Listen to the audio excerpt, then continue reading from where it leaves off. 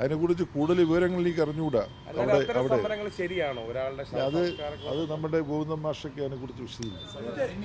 AICC ആസ്ഥാനത്ത് വന്ദേ മാതരം മുഴുവൻ പാടുന്ന സാഹചര്യമുണ്ടായി. അത് കോൺഗ്രസിന്റെ പ്രഖ്യാപിത നിലപാടിനോട് ഘടകവിരുദ്ധമാണ്.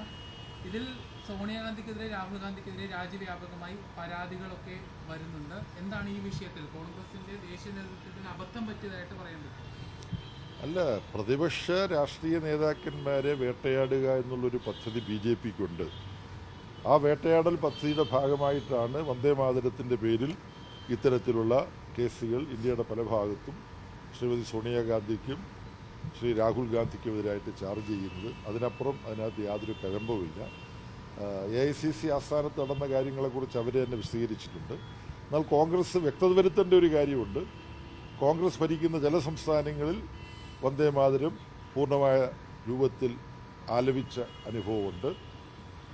കേരളത്തിൽ സത്യപ്രതിജ്ഞാവേളയിൽ പൂർണ്ണമായിട്ട് ആലപിച്ചു. ഇപ്പോൾ സ്വാതന്ത്ര്യദിനത്തിൽ അങ്ങനെ ഉണ്ടായില്ല. അപ്പോൾ കോൺഗ്രസിനുള്ളിൽ വന്ദേമാതരവുമായി ബന്ധപ്പെട്ട് മുമ്പ് കോൺഗ്രസിനുണ്ടായിരുന്ന ആശയവ്യക്തത ഇപ്പോൾ അതുപോലെ നിലനിൽക്കുന്നുണ്ടോ എന്ന സംശയമുണ്ട്. അത് അവർ വ്യക്തമാക്കും, വിശദീകരിക്കും എന്നാണ് ഞാൻ കരുതുന്നത്. കണ്ണൂർ സർവകലാശാലയിൽ SFIയുടെ ദേശീയ നേതാവ് ഐഷി ഘോഷ് പങ്കെടുക്കുന്ന പരിപാടിക്ക് അവിടുത്തെ BC അഴിമതി നിഷേധിച്ച് ശ്രദ്ധയിൽപ്പെട്ടിരുന്നു. ഷീ ഫെസ്റ്റിവൽ എന്നുള്ള നിലയിൽ ഒരു പരിപാടിയായിരുന്നു അവിടുത്തെ SFI സംഘടിപ്പിക്കുകയായിരുന്നു. അതിനാണ് ഇപ്പോൾ അഴിമതി നിഷേധിച്ചിരിക്കുന്ന ഒരു സാഹചര്യം ഉണ്ടായി. കഴിഞ്ഞ ദിവസം മോഹൻ കുഞ്ഞുമൽ കേരള VC വീണ്ടും സംഘപരിവാർ RSS പരിപാടിയിൽ പങ്കെടുക്കുകയും അത് സംബന്ധിച്ച് പരാമർശങ്ങൾ നടത്തുകയും ചെയ്തിട്ടുണ്ട്. കേരളത്തിലെ ഉന്നത വിദ്യാഭ്യാസ സംഘം പുതിയ സർക്കാരിൻ്റെ കാലത്ത് മുഴുവനായി തന്നെ സംഘപരിവാരത്തിലേക്ക് മാറുകയാണ്. സംഘപരിവാറിലേക്ക് മാറുന്നുണ്ട്, മുഴുവനായി മാറി എന്ന് പറയാൻ കഴിയില്ല. അതൊരു അതിശയോക്തിപരമായ പരാമർശമായിരിക്കും.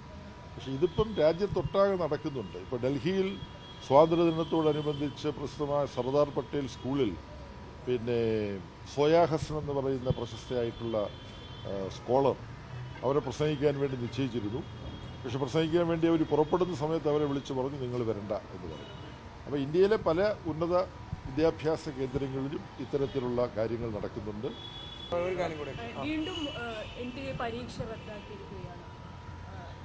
യഥാർത്ഥത്തിൽ നേരത്തെ ആവശ്യപ്പെട്ടതുപോലെ ഈ നാഷണൽ ടെസ്റ്റിംഗ് ഏജൻസി അടിയന്തരമായി പിരിച്ചുവിടണം.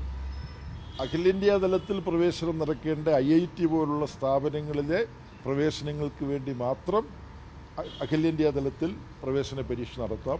ബാക്കിയെല്ലാം വികേന്ദ്രീകരിച്ച് അതത് സംസ്ഥാനങ്ങൾ നടത്തുന്ന തരത്തിൽ പുനഃസംഘടിപ്പിക്കണം. സകലതും കേന്ദ്രീകരിക്കുന്ന ഈ മോഡി ഗവൺമെൻറ്റിൻ്റെ സമീപനമാണ് വിദ്യാർത്ഥികളുടെ ഭാവി അവതാളത്തിലാക്കുന്ന ആവർത്തിച്ചിട്ടുള്ള ഈ പരീക്ഷാ ക്രമക്കേടുകൾ സംഭവിക്കാൻ ഇടയാക്കുന്നത്. പോരെ സർവകലാശാല അത് അതിനെക്കുറിച്ച് കൂടുതൽ വിവരങ്ങൾ എനിക്ക് അറിഞ്ഞുകൂടാ. ശരിയാണോ അത് നമ്മുടെ ഗോവിന്ദൻ മാഷൊക്കെ അതിനെക്കുറിച്ച് വിശദീകരിക്കും. ഈ മെറ്റയിലെ നടപടി ഇപ്പം വന്നിട്ടുണ്ട്. കുട്ടി സഖാവിൻ്റെ അടക്കം പൂർണ്ണമായിട്ട് അതിനെ മാറ്റി. ഇന്നലെ കുട്ടികളുടെയൊക്കെ പ്രതികരണങ്ങൾ സഖാവിൻ്റെ ശ്രദ്ധയിൽപ്പെട്ടതെന്ന് ഞാൻ കരുതുന്നു. അപ്പോൾ ആ മെറ്റയുടെ ഇത്തരം നടപടികളോട് എന്താണ് CPMന്റെ നിലപാട്? അല്ല, ഈ സാമൂഹ്യ മാധ്യമം ഒരു നമ്മുടെ സമൂഹത്തിൽ കഴിഞ്ഞ ഏതാനും ദശകങ്ങളായിട്ട് പ്രവർത്തനത്തിലുള്ള ഒരു ആശയവിനിമയ സൗകര്യമാണ്. ഉത്തരവാദിത്വ ബോധത്തോടുകൂടി ഈ ആശയവിനിമയ സൗകര്യം നമ്മൾ ഉപയോഗപ്പെടുത്തണം. ആ ഉത്തരവാദിത്വ ബോധം നമ്മൾ പലപ്പോഴും കാണിക്കാറില്ല.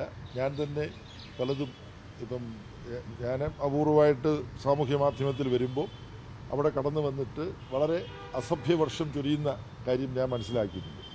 അപ്പം ഇത് കൊള്ളാമല്ലോ, എന്നെ അസഭ്യം പറഞ്ഞ് കുറച്ച് പേർക്കൊരു മാനസിക സായുജ്യം കിട്ടുമല്ലോ എന്നേ ഞാൻ ചിന്തിക്കാറുള്ളൂ. പക്ഷെ മറ്റു പലരും അങ്ങനെ ചിന്തിക്കാറില്ല.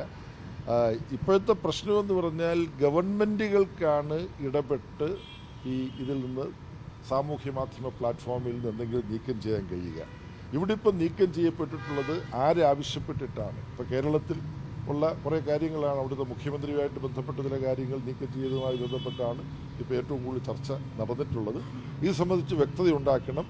ഇന്നലെ ആരോ എന്നോട് പറഞ്ഞു, ഏത് അതോറിറ്റി ആവശ്യപ്പെട്ടിട്ടാണ് ഒരു പ്രത്യേക ഉള്ളടക്കം സാമൂഹ്യ മാധ്യമത്തിൽ നീക്കം ചെയ്തത് എന്ന കാര്യം വെളിപ്പെടുത്താൻ ഈ എക്സ് ഉദ്ദേശിക്കുന്നുണ്ട് എന്നുള്ള പ്രഖ്യാപനം വന്നു. അത് നല്ലൊരു കാര്യമാണ്.